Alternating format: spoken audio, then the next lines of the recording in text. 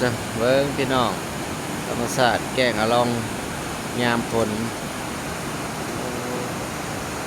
แห้งแล้วน้ำแกงอะลองสาดน้ำตุ๊กตาดสวยงามเลย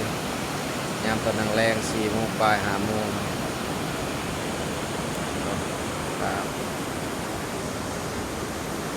น้ำแห้งแล้วปินน้ำขุ่นถ้าเท่าโตนางตามาหาหล่อเบิ่งธรรมศาสตร์อยู่แกงอะลองนี่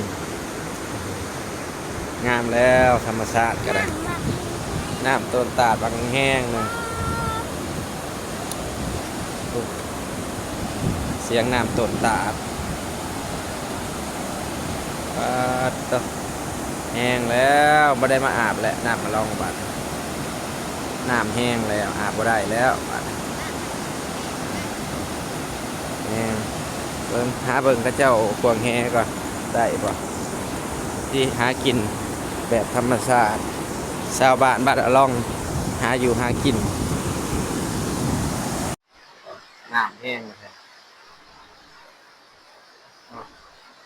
ชิดเบ็ดบ่ได้อยู่ปลาขาวนะปลาดุกเออมาใส่เบ็ดปลาเครื่องเออชิดแบบนี้แหละอันนี้นะเนื้อด้วงบ่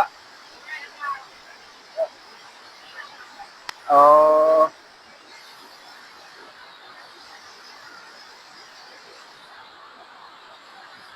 น้ำแห้งแล้วเนาะ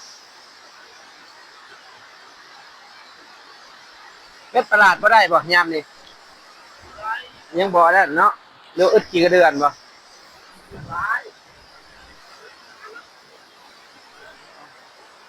น้ำขึ้นแห้งมาสาดนี่ก็จะไปหาแกงเบ็ดตามเพิ่นก็เจ้าหาเลาะเพิ่นก็เจ้าแกงเบ็ดก็ได้บ่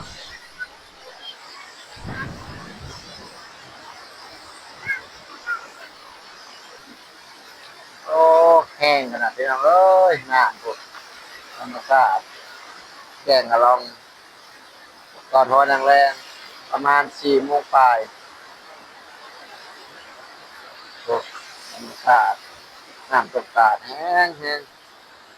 แกงอะลองเพิ่นก็จะฉีดปลาน้อย